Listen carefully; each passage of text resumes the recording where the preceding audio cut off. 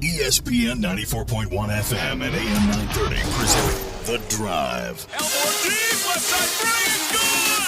From 30 feet, John Elmore! The Drive with Paul Swann.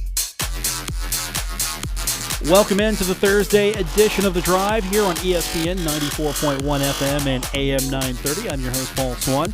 Later on this hour, we're going to hear from Marshall head coach Dan D'Antoni. We'll talk about Ajdin Penava deciding to sign with an agent and his hopes of making it in the NBA. Also, we'll have a update on what's happening with Marshall softball. Jen Steele joins us at 5:35, but we want to kick the program off with the voice of the West Virginia Power, David Kahn, who's going to get us caught up on everything happening with the Power. Come on, David, your day's easy today. It's Thirsty Thursday. That's all the fans want to know, right? Yes, yeah. It is Thirsty Thursday. It's also awful night at the ballpark. We'll leave that up to the mystery as to what that's going to entail. But there's so much going on, and we're happy to be back in Charleston. But we had a fantastic road trip. The team went 4-2, took 2 of 3 from both the Hickory Crawdads and the Charleston River Dogs. Team looked very good, very solid, lots of improvement all the way around, and they're very, very excited to come back home and continue to riding the hot streak. Does it just take getting these guys together for a couple of weeks, starting to gel a little bit to really get over after that start earlier this season?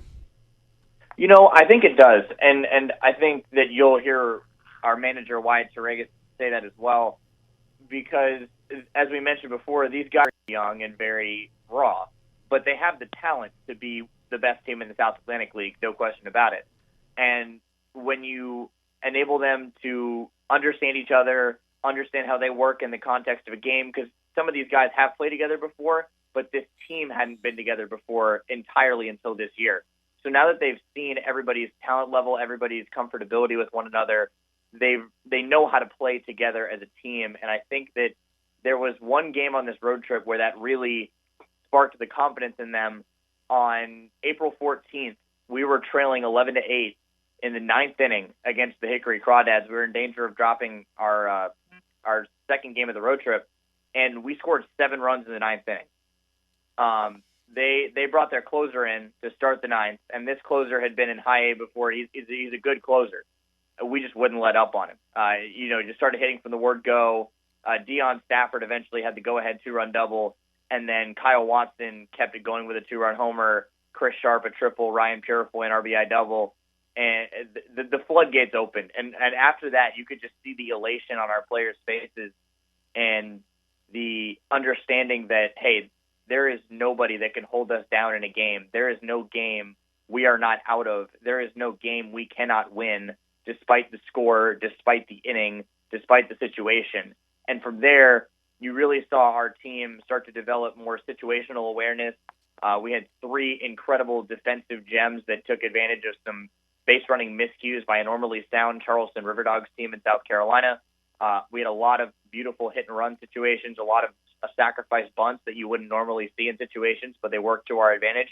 And so when you start to see those things work, you know the team is really clicking.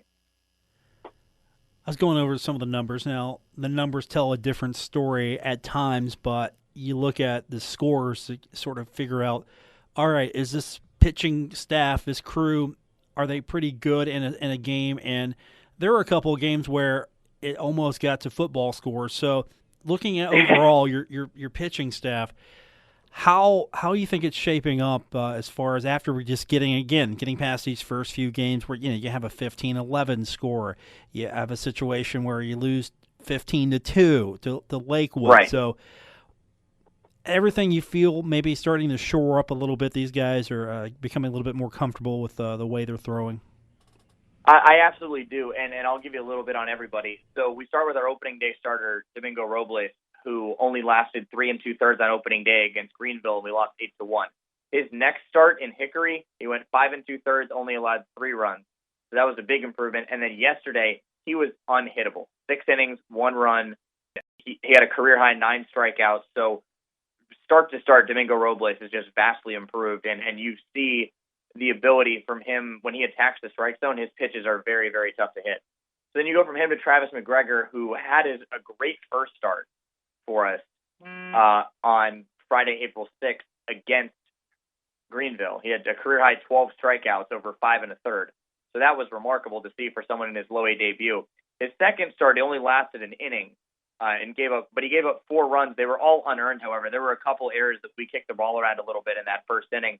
And because Travis McGregor is a prospect and because Travis McGregor, they're kind of watching his pitch count a little bit more.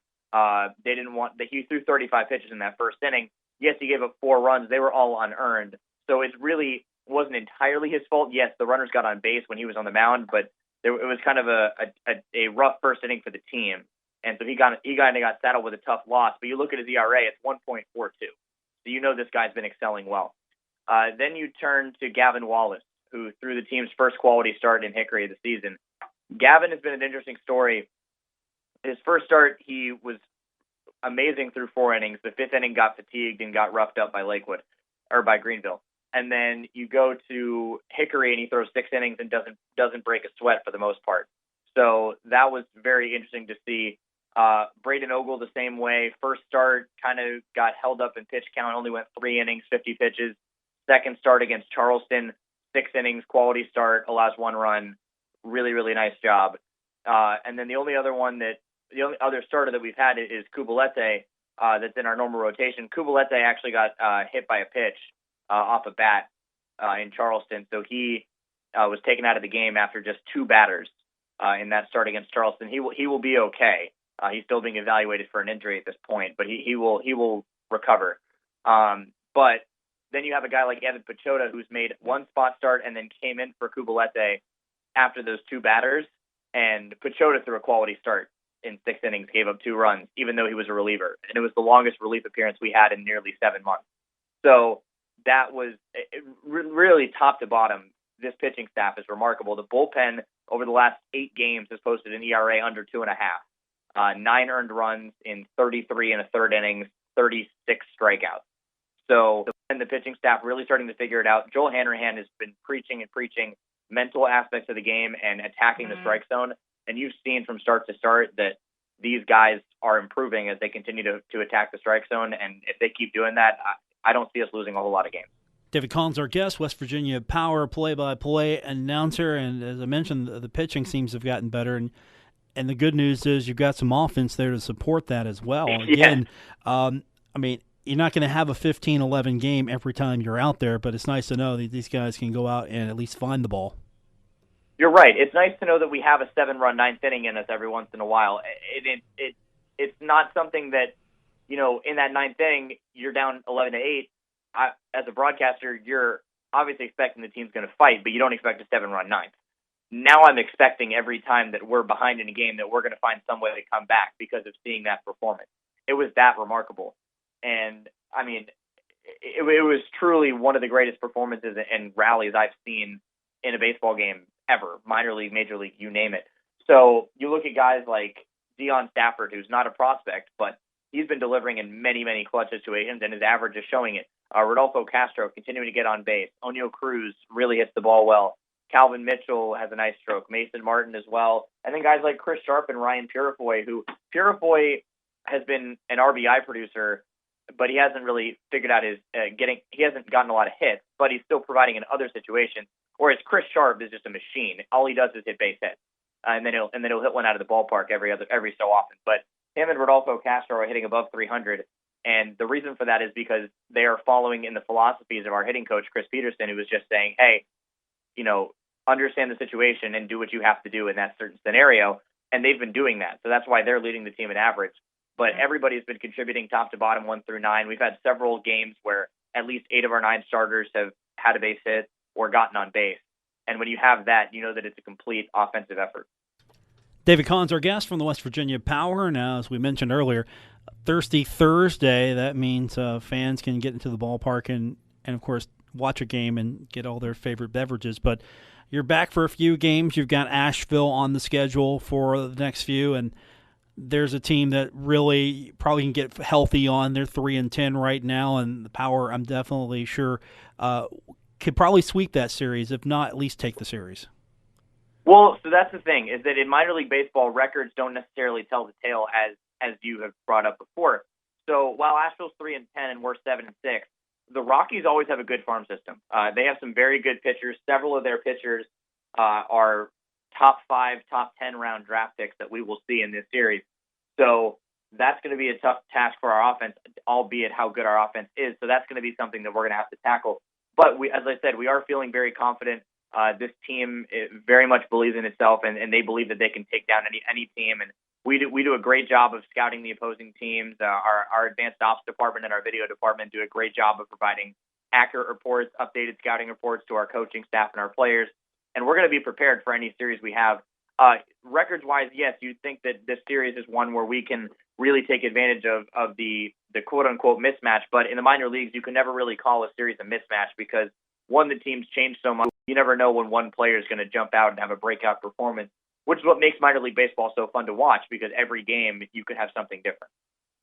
David Kahn, our guest from the West Virginia Power, and after Thursday, you've got some interesting promotions, and I just can't wait for the awful giveaway recap. You can't tell me what it is, but I can't wait now to find out. No, I can tell you what it is. Okay. We have a whoopee cushion that we're giving away to the first 1,000 fans tonight. So first 1,000 fans through the gates will get a whoopee cushion, and if you've ever heard 1,000 people sitting on whoopee cushions all at once, you know why it's an awful giveaway. So we've got that. We'll be playing some interesting music and doing some interesting promotions and video board things tonight. I'll leave it a bit shrouded in mystery, but if you come out to the ballpark, you'll see what we're talking about. Also, I will not be on the air for the top of the third inning. I'm passing it off to our community relations manager and our social media and merchandise manager. This is a special request that they asked me for 2 months ago, and I agreed. So they will be on the air for the top of the third inning. So if you want to tune in for one half inning where you're certain to get some interesting commentary besides mine, because I talk every day, top of the third tonight, tune in. Hannah Frenchick, Haley Townsend will be on the air, and I don't even want to know what they're going to say, but I'm sure it will make everybody laugh. So we've got that tonight. Tomorrow, post-game fireworks. Saturday, we're really excited about Brewfest Charlie West is happening this Saturday. We had to reschedule it from our last Saturday of the homestand, but it is happening this Saturday. We've upped our breweries that are going to be there. 18 craft breweries from around the region are coming to town, and the festival will be occurring before the game, during the game as well. And we've got a post-game concert by Of the Dell that will be happening on our stage behind home plate. And then we've got the normal weekly promotions kind of going on as well. The Kids Sunday Fun Day, a Family Buck Night, Grand Slam School Day where we'll have 2,500 kids in attendance, all screaming their heads off for every ball that's hit, no matter who's playing. And then we'll have our first Pets in the Park night, as well as another Thirsty Thursday to wrap up our homestand. David Kahn, our guest. For more information on the Power, of course, go to wvpower.com. David, good catching up with you. We'll do it again next week. Sounds good, Paul. Anytime. It's David Kahn, voice of the West Virginia Power. When we come back from break, we're going to hear from Dan D'Antoni. Ajdin Penava announcing that he is going to sign with an agent and no longer play college basketball. Instead, make his move. If all goes well for him, we might be talking about him on draft day. We'll have more when we continue on this edition of The Drive on ESPN 94.1 FM and AM 930. Now back to The Drive with Paul Swann on ESPN 94.1 FM and AM 930. Welcome back to the Thursday edition. It's The Drive on ESPN 94.1 FM and AM 930. Well, we got the news this morning that Marshall men's basketball junior forward Ajdin Penava would be signing with an agent foregoing his senior season at Marshall. And he's going to put his name in the hat for the NBA draft.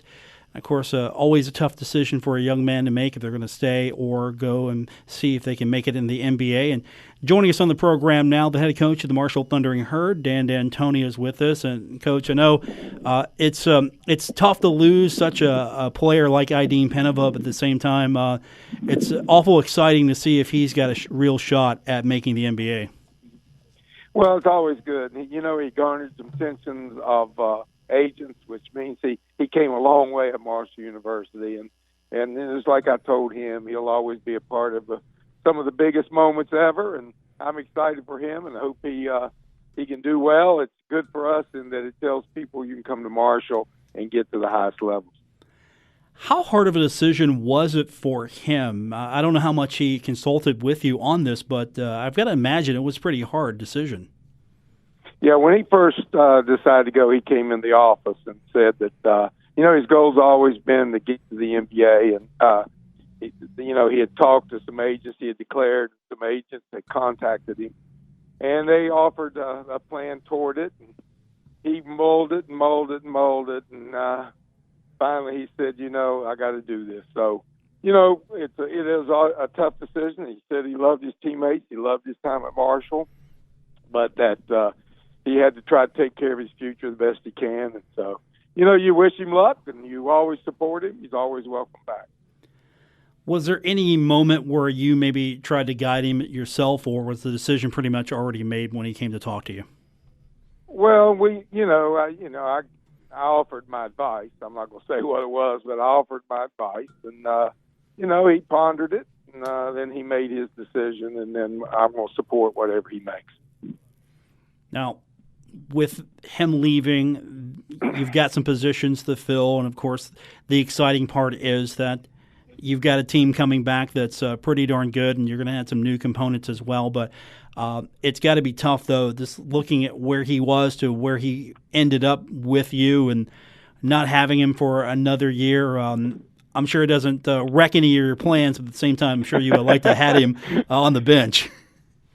Well, we're certainly going to miss him. And, he's, like I said, he became an outstanding player and really was just growing into what he's going to be. So we're going to miss him, but the exciting thing about coaching is that you have other kids that want that time, who want to get out there and show what they can do, and I believe in them too, and we're going to try to coach them up and see if we can't put this team back in the same position we were last year.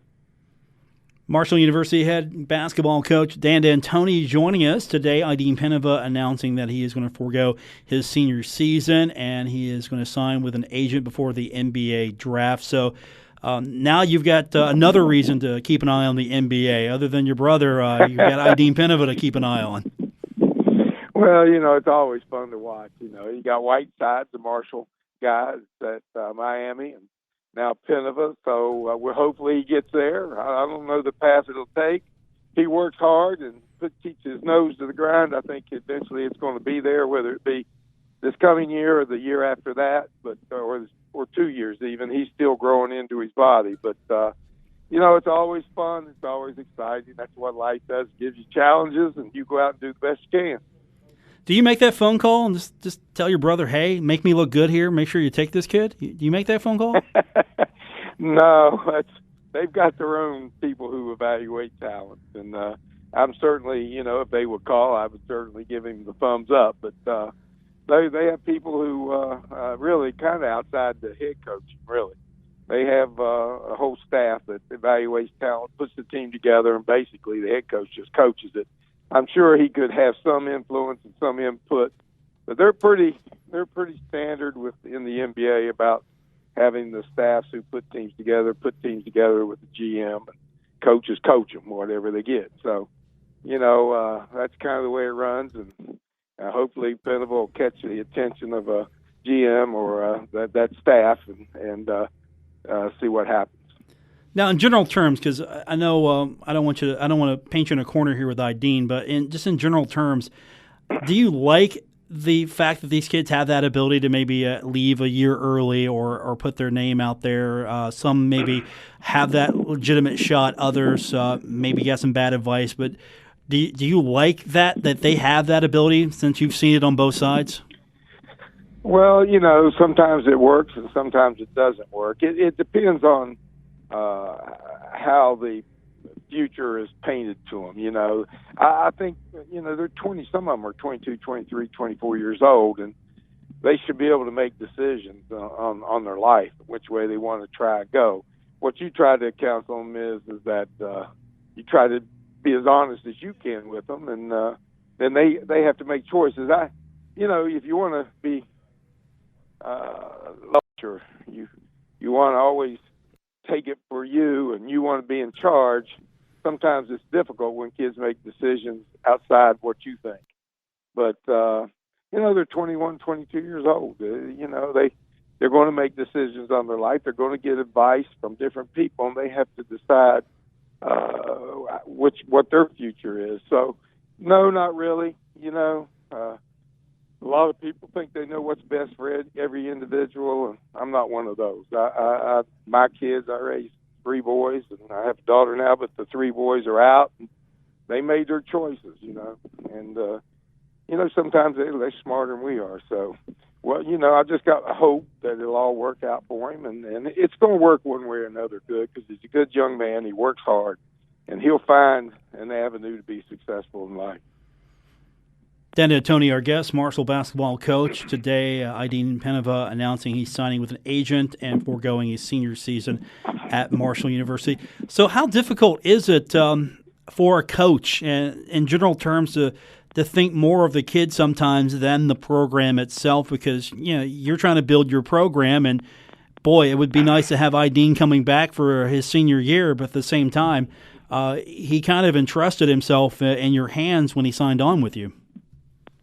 Well, he did, and he gave us 3 great years, and it hurts that he doesn't come back, as far as we'll have to find. But I've got full confidence in a lot of our other kids that will step up and do the things that they need to do. It's also good for our program to lets everybody know that you can come to Marshall University and reach the very top, or have people trying to get you to the top. So, it cuts both ways, and as for our coach, it's maybe it's because I'm not really looking to go anywhere or try to build my resume. All I'm trying to do is establish a good program at Marshall, and that's got to be by not one kid, but a bunch of kids. But it is measured by you kids leaving your program and being successful. So, it cuts both ways. I always look forward to challenge. It's just a challenge for me now to find another way to put together a team to get back to the levels we were this year. So, it's fun. It's a good chance again to create another winning scenario, and I'm going to do the best I can. I'm sure the players that are here will step up to the task and keep Marshall's name right out there in front.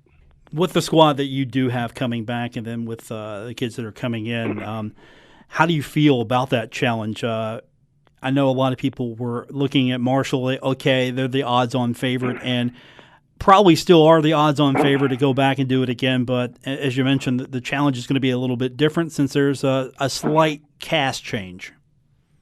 Well, there's a big one coming, too. A slight one that left and a big one that's coming in. So, again, John, we're strong. You got John probably coming back. I mean, he's still declared for the draft, but I'm hoping that he'll come back. And you got CJ, you got Jared and Rondell. That's a backcourt that's been tested, and they know that they can play at a very high level. Jansen really developed, and George developed, and then you have the introduction of Aaron Bennett, who is a huge person and could be a huge part of our team next year. So, and that's not counting our recruits that we got coming in, other kids that are coming back that will be playing. And, I think the future's bright. It's going to be exciting basketball. And I think people around Huntington, state of West Virginia, Eastern Ohio, and Eastern Kentucky are going to enjoy watching them play. Marshall University basketball coach Dan Tony joining us on the program today. Ajdin Penava making it known he's going to sign with an agent and enter the NBA draft, forego his senior season at Marshall. And before we let you go, Coach, I know the NBA is first and foremost on your mind right now because you're helping your brother out a little bit, right? How much coaching is coming from you as far as his run in the postseason? Yeah, I texted him. I said, a solid win. Good defense. That was great coaching, wasn't it? I always comment a little bit to him, and he always comments a little bit to me. But he doesn't need my help. He's one of the best coaches ever, in my mind. And I'm wishing him the best. And the better he does, the more recognition toward Marshall. It's another alum that's doing extremely well, and that's what I want our kids to do: to come out of here and do whatever they do and find success. So basically, you two are competing because you get the team to the NCAA tournament, win in the NCAA tournament, win a conference You're trying to championship. start that silvery rivalry. Yeah, and he's going to try to outdo you by winning an NBA championship, right? I hope he wins an NBA championship this year, and then you know what? We'll celebrate it together. And you know what he'll do? He'll celebrate where we left in that second round. So we don't compete. It doesn't matter. It doesn't matter. You just try to wish him the very, very best that he can be, and I'm sure he wishes me the very, very best I can be. Dan D'Antoni, our guest. Marshall losing Ajdin Penava, first player to declare since Hassan Whiteside. So you might have a situation where Hassan setting the stage, a guy like Penava. This might be starting a trend here for you. Well, if it does, and they're all successful in the NBA, there'll be a line there to take over where they left off. So, you know, that's what you want. You want a good reputation that you're helping young men in the game of basketball, that we're providing entertainment here at Marshall, and we're providing the type of kid that represents Marshall, not just on the court, but everything else that they do. So that's my hope. That's what I'm going to try to do, and I think it's exciting times trying to get it done. So all I can say to you is let's go Herd. Dan D'Antoni, our guest. Coach, thanks for spending a few minutes with us, and hope to have you back on real soon. All right, man. Take care. Thank y'all.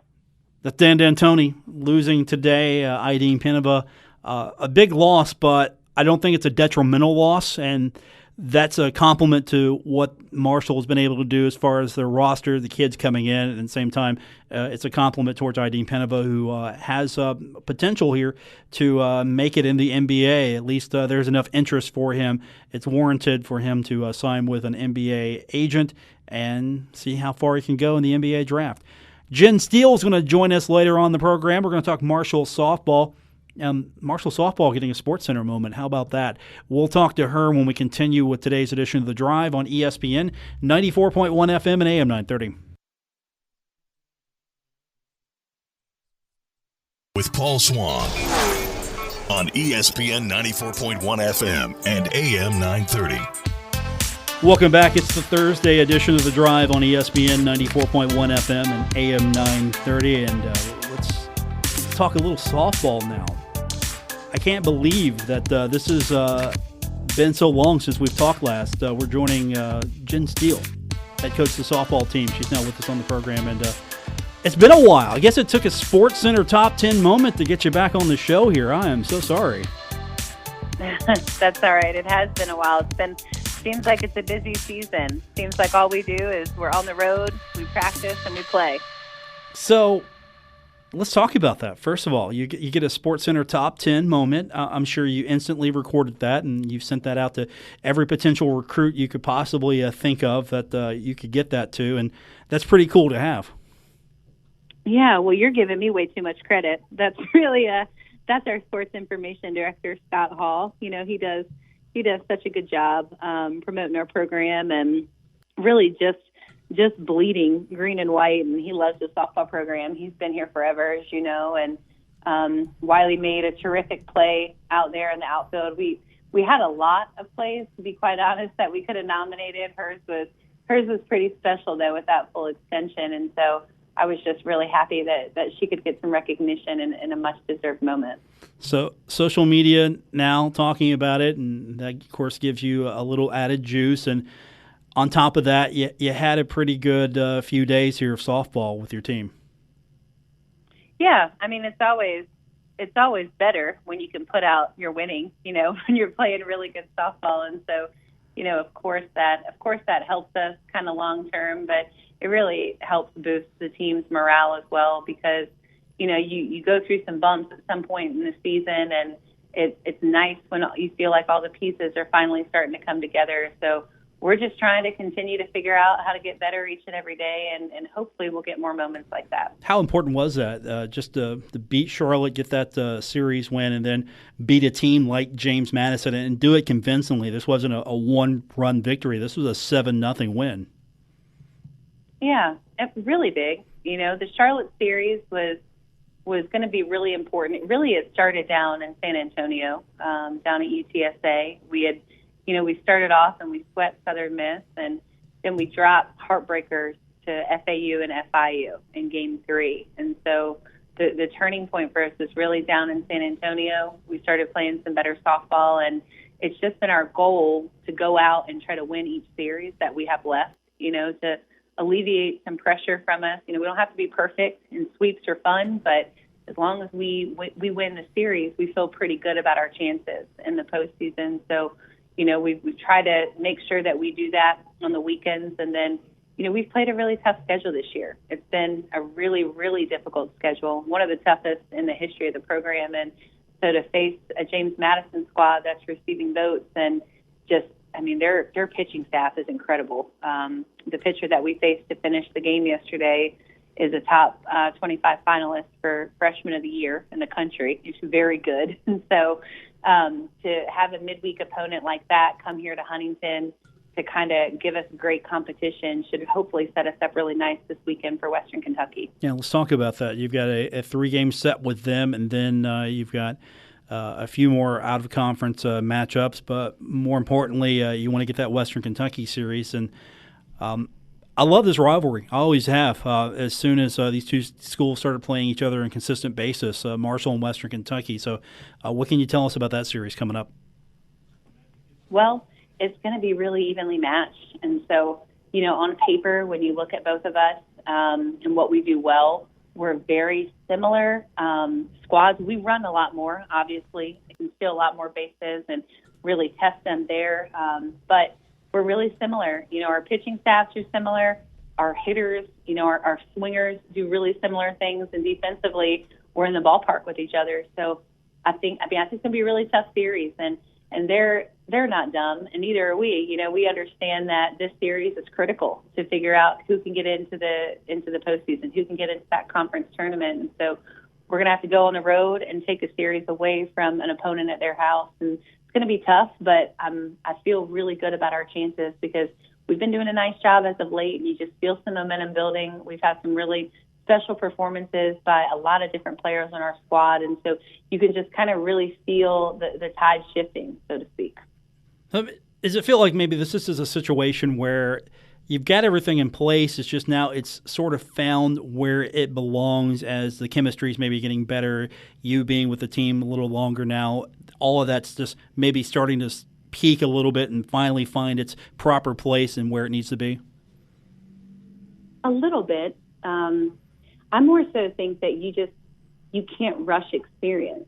As much as you want to fast forward it, you just can't. You have to take bumps at times unless you have a team full of veterans that have been with each other forever. And when you look in the circle for us as a pitching staff, Abigail Tolbert is leading us in innings pitched and in wins, I believe.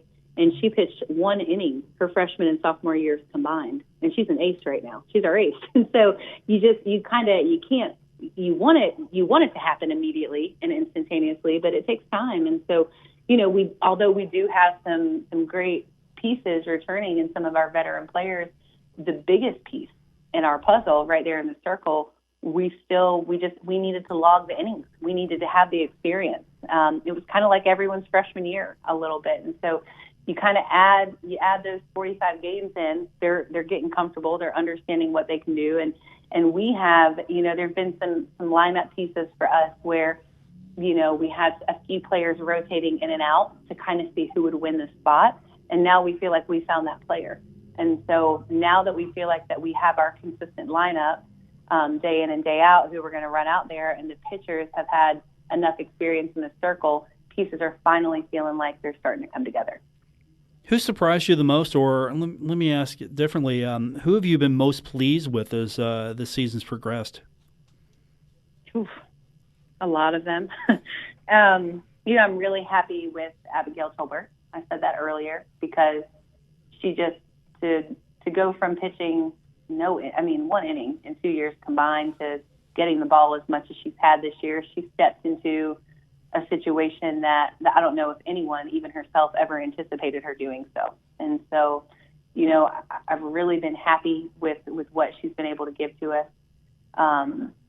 Wiley Glover, has been starting out in left field. She was the athlete who just got the Sports Center top 10 play, but Wiley didn't get a lot of opportunities early. She's a freshman, and she would get, a role situation here, a pinch hitting situation there, and she had an opportunity to start the midweek doubleheader against St. Francis and just kind of exploded, and she took advantage of her opportunity. And then she got to run out there the next weekend against UTSA, and she did well again. And she's just really, she's provided us with some extra spark in the lineup that we've needed late. But we've had a lot of people play really well. I mean, Allie Harrell, gosh, a freshman who's hitting, she's leading us in home runs right now and RBI. And she, again, we forget Allie Harrell didn't start probably the first 10 to 12 games of the year, because we had other people kind of coming in and out as the DP. And freshmen take time. It takes them time to kind of get adjusted to the game and get adjusted to the pitching and the expectation. And not only did Allie work herself into the DP role, but now she's playing first base for us. She's playing out on defense too. And she made 2 plays yesterday against JMU where she kind of scooped the ball up and really dug out a few kind of errant throws and helped save it for us. And so those 3, but, we've had Taylor behind the plate just broke, the caught stealing record, and that record's been standing for, I think, 15 years. And so that in itself is an incredible accomplishment. Alicia's on track to break the career stolen bases record. We finally feel like we have consistency over on the left side of the diamond with Grayson and Blakely. And so, a lot of players have been doing a really nice job. So it's tough to kind of pinpoint just 1 or 2 because we were just talking about an hour ago as we wrapped up with practice that, the thing that felt so good about the UTSA win, the Charlotte win, the JMU win is that it wasn't because of 1 or 2 people. It was a collective team effort. And so, to be honest, I think that's why we're seeing a lot of our success as of late is because we have a lot of people who figured it out. Marshall University softball coach Jen Steele joining us on the program. And after Western Kentucky, you stay on the road. I got to question your travel agent right now because you're going to Athens, then Pittsburgh, then Louisville before you get to come back home. I got to question your travel agent just a little bit, maybe make that a little easier for you, just a little. Well, it'd be nice if we could get everyone to come here to Huntington. So, that's always the plan, but regardless of where we have, if we get to stay at home or we have to go on the road, got to figure it out. And so, but yes, we are looking forward to staying at home some more in the future. Louisville will come to us next year and Ohio comes to us. So really just depends on where you're at kind of with that home and away series and what calendar year it is. And, but it can be tough sometimes in the middle of the week for sure. Yeah, it's an interesting schedule because you get to play the Bobcats, so that's a rival for the Thundering Herd. Pittsburgh, which is in the area, Louisville as well. So really, not only do you have some interesting matchups, you've got some name matchups there, and I'm sure that's going to help you get ready for the long haul after Middle Tennessee when you go down to the conference tournament. Yeah, I hope so. We're just trying to figure out a way to kind of keep some rhythm right now and keep the momentum that we're building. It's really important as you kind of close on the last few weeks of your season. The athletes, they're doing their best to keep their heads above water in the classroom. They have final exams, they have presentations, they have just a lot of things kind of going on, but we still try to find a way to make sure we're getting good competition late in the year because the rhythm that you created is really important to kind of hold on to because you want that going into your league series on the weekends. Jen Steele is our guest, Marshall softball coach. Before we let you go, anything coming up that you want to talk about that maybe we missed?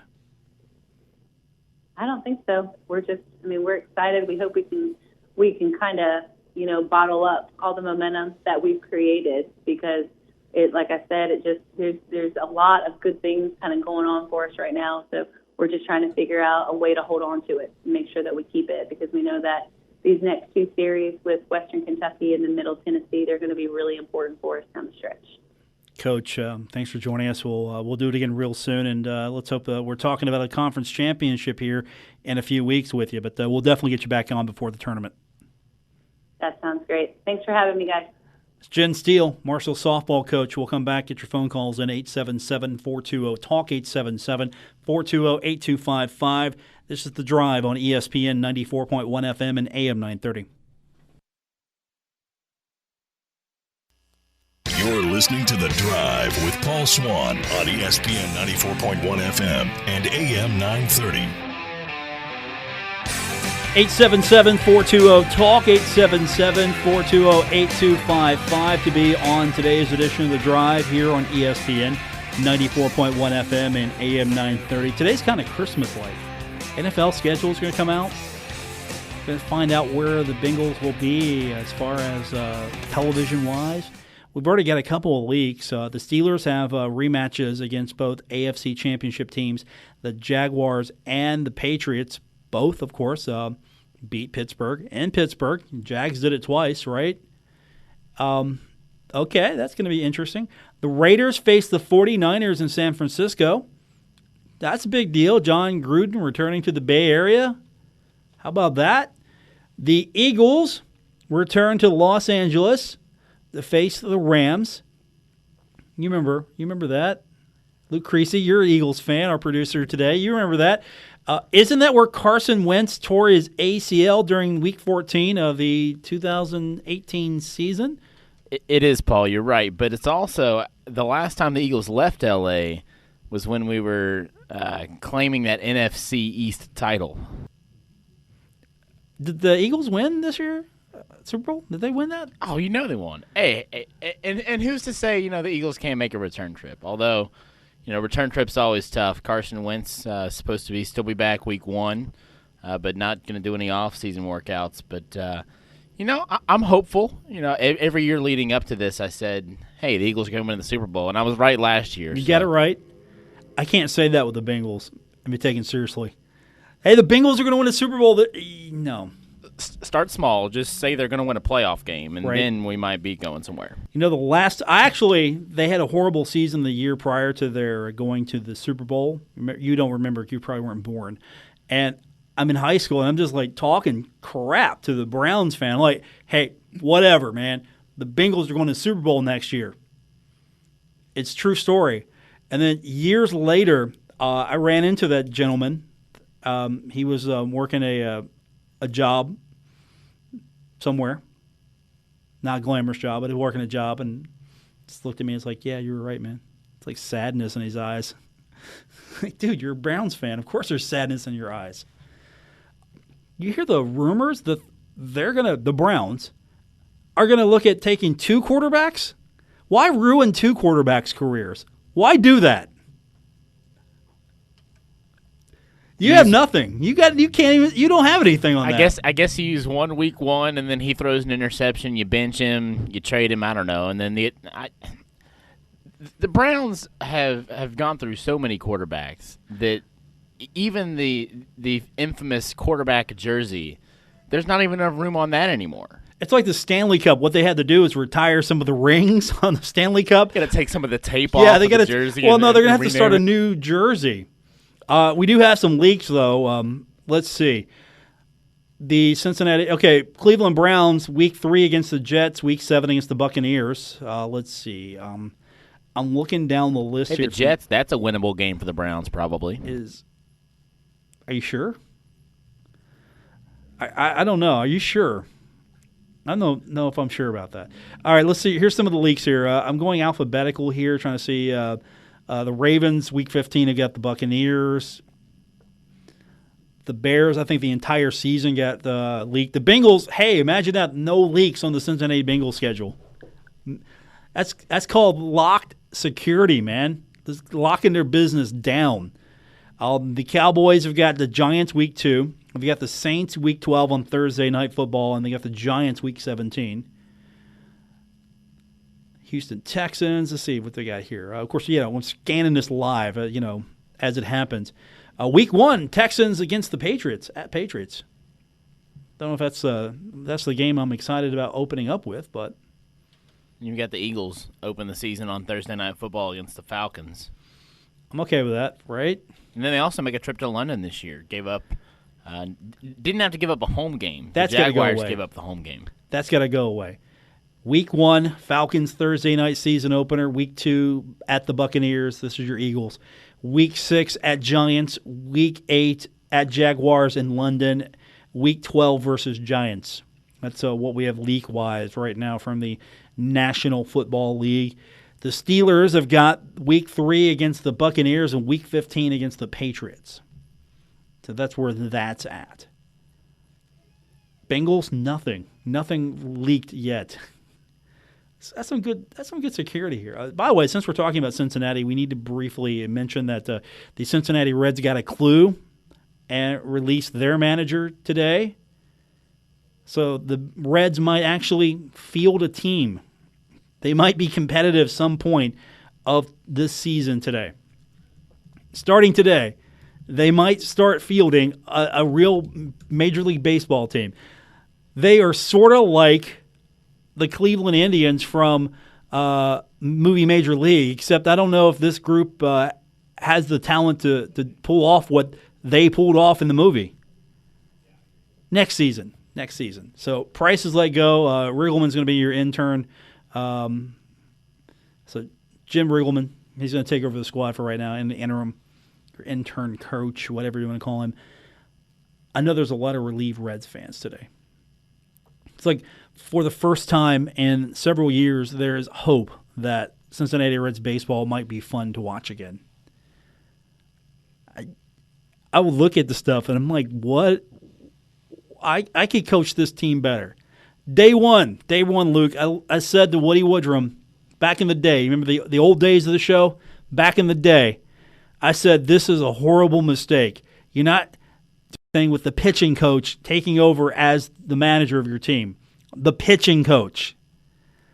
The pitching coach is not going to lead your team to the promised land. And look at what's happened so far.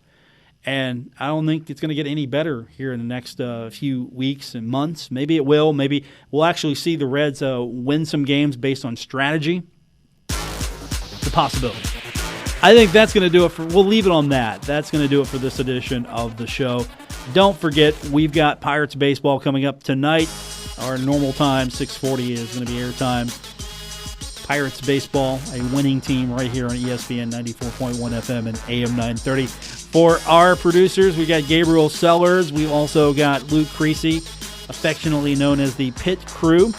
Want to thank, of course, our guests for coming on, especially Jen Steele. We got her coming after practice. Also, Dan D'Antoni. And I want to thank David Kahn from the West Virginia Power. That's going to do it for this edition of the show. I'm your host, Paul Swann. And this has been The Drive on ESPN 94.1 FM and AM 930. Don't forget, if you missed any part of the show today, you can download it on Apple Podcasts, Stitcher Radio, TuneIn, or wherever you get your podcasts. Good night, everyone.